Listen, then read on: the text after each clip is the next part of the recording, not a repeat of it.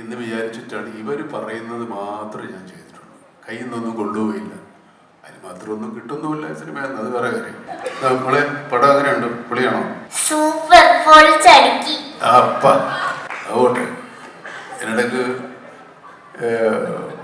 സന്തോഷ് എൻ്റെ അടുത്ത് കണ്ടെന്ന് പറഞ്ഞത് ശരിയായിട്ടോ. സന്തോഷിൻ്റെ ഫാദറുമായിട്ടായിരുന്നു എനിക്ക് പരിചയം. പിന്നെ പുള്ളി ഇപ്പോഴത്തെ ശബ്ദം കേൾക്കാൻ പറഞ്ഞിട്ട് കുറച്ചാളായാലും വേറെ ആരോ അയ്യൊക്കെ വേണ്ടി സംസാരിച്ചുകൊണ്ടിരുന്നത്.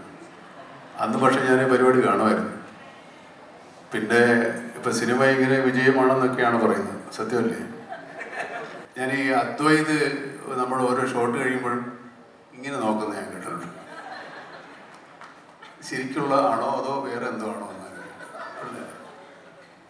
He was so enthusiastic. നമ്മൾ വെച്ചിട്ട് ഒരു പടം ചെയ്യുമ്പോൾ അത്ര ഒരു കോൺഫിഡൻസും നമ്മൾ പിന്നെ ഒന്ന് ഞാൻ ആലോചിച്ചത്, നമ്മളിനിയിപ്പോൾ ഒരു വലിയ നടനാണെന്നൊക്കെ പറഞ്ഞിട്ട് ഇവരെ മുമ്പിൽ പോയി മോശമാകരുതല്ലോ എന്ന് വിചാരിച്ചിട്ടാണ് ഇവർ പറയുന്നത് മാത്രമേ ഞാൻ ചെയ്തിട്ടുള്ളൂ.